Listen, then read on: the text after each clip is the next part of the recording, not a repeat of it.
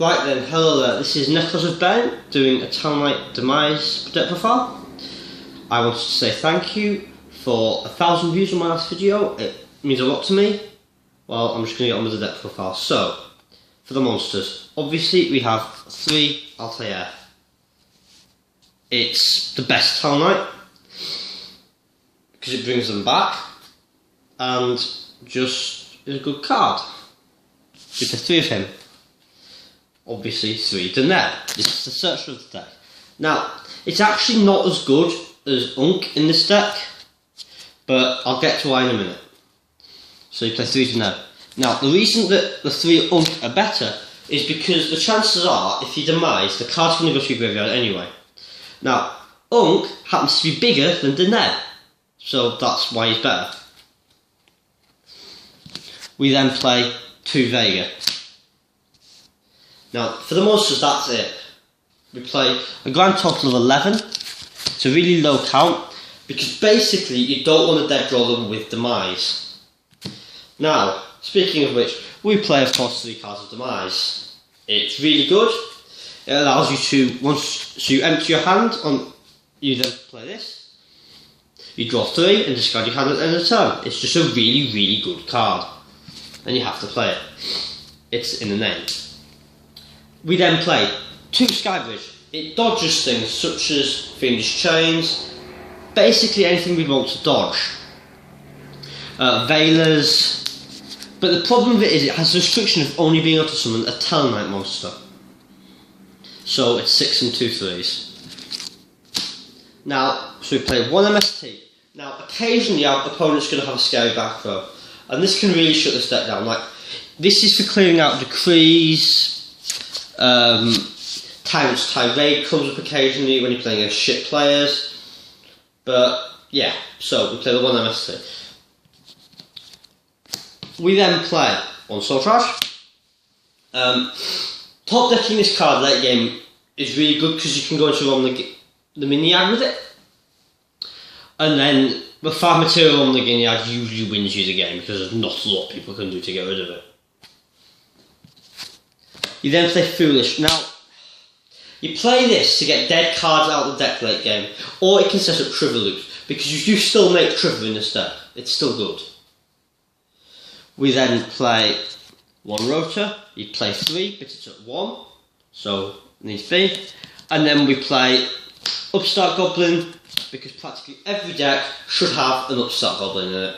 It's not debatable. For the traps, now this is the main part of the deck. We play, obviously, 3 Fiendish Chain, because when you make trigger, it bounces back to your hand. The only problem with this card at the minute, it targets, so it's not quite as good. We then play 3 Nova Alpha. Now, this is really, it's its own counter trap. So, if you don't know what Nova Alpha does, is it can counter a spell trap or monster effect by sending 1 Talonite to the graveyard. Then, if you destroy, then you destroy it if it's on the field. Now, if you do destroy it, you then draw a card. So you basically don't go neg off it, but we play 3 of them. We then play triple Call of the Haunted and double Oasis. Now this is good because we want to be bringing our Talonite monsters back because there's so few of them. Because basically the aim of the deck is to sit on 1 monster and just not let it die. By using all our hate traps, Monarchs does not like this deck at all. We then play just every single trap you can find. A Soul Charge, a Compulse. Compulse is good because you can, if your opponent goes Tour Guide, you can Compulse what they Tour Guide out. And then basically the Tour Guide is a massive problem unless they've got the Fiendish Rhino Warrior. We then play Goes and Match because I don't have rivalries, and it works better with Oasis because it means they don't come back as worms and therefore you can still use it into this. The Goes and Match. You play Bottomless Trap Hole to get rid of problems. Solemn. Now, you should be playing Strike King instead, but I don't have them. Solemn Warning basically is the best card in the deck. It's the best card in the format for it because it can stop anything, practically, from being summoned. You then have Torrential because it clears the board and keeps your presence. So if you've not got a monster, if you've top decked 5 traps, then it's fine. Then this card's been forgotten about, Stygian Dirge. Now I think it's really good, this format, because if you think about the meta decks, Burning Abyss don't like it, XYZ's Monarchs don't like it because it means they can't overlay. Miramax doesn't like it, Klee don't like it because it makes them more vulnerable to lower levels. Trying to think what else there is in this format. Evil Swarm don't like it, and Evil Swarm will go at the minute. Cosmos don't care about it that much, but other than that, so it's a good card. It does stop Cosmo overlaying as well a bit. Then we'll go to the extra deck. So we play 2 Travert. We then play. So Travert's good because of the loops. If you don't know what the Travert loop is, the Travert loop is where you go. So it requires to have a Vega engrave, an Altair, and another Talonite monster in hand, usually a Deneb. So what you do is you go, or there's lots of variations in it, so you can go normal Altair, who summons Vega, who summons Deneb. Now, what these do, and then you search, say, your Altair. The best time is when you've got the Call of the Haunted set. Because then, so you make Trigger, you set your Call of the Haunted, you detach Altair, no you don't, you detach Vague, I don't know, no, so you don't add Altair, Altair's the one you don't need, you need Deneb. You can't search Deneb off Deneb. You need, so search none, because it's big.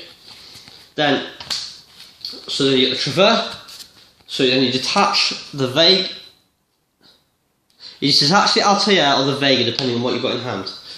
Then, next turn, you flip Call the Haunted in their end phase.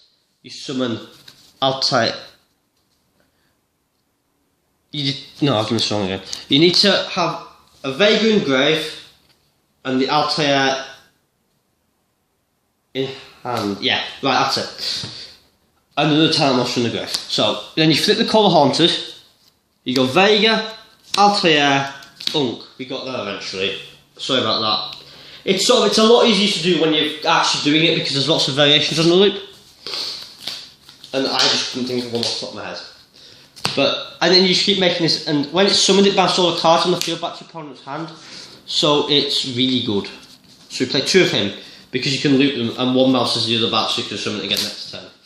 And even when he dies he can actually summon himself back but they don't get the bounce. So yeah. We then play double Deltaros.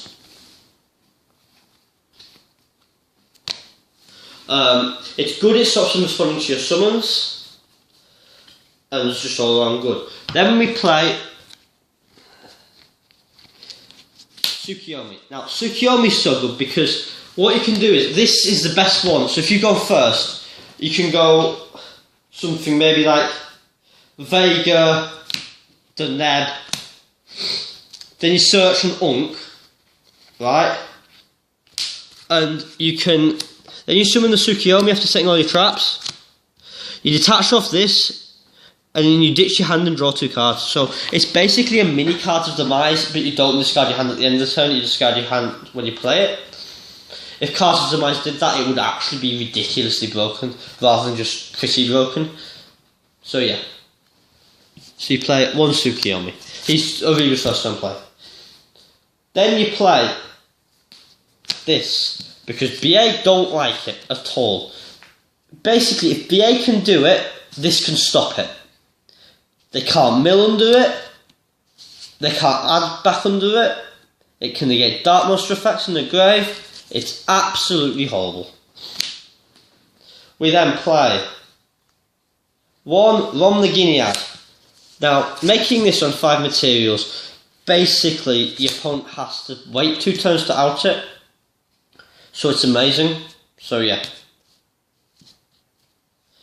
We then play an Honor, just generic rank 4, so I have an Honor Arc, a Castel, a Ragnar Zero, a Cairn Gorgon, and an Amaterasu because the Amaterasu is big.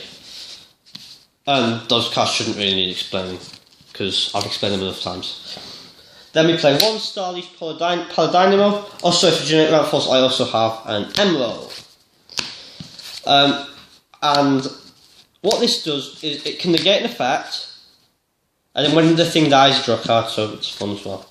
Okay, it doesn't have a side deck yet because it's not my main deck. Obviously, BA is. And that's Necros of Ben out.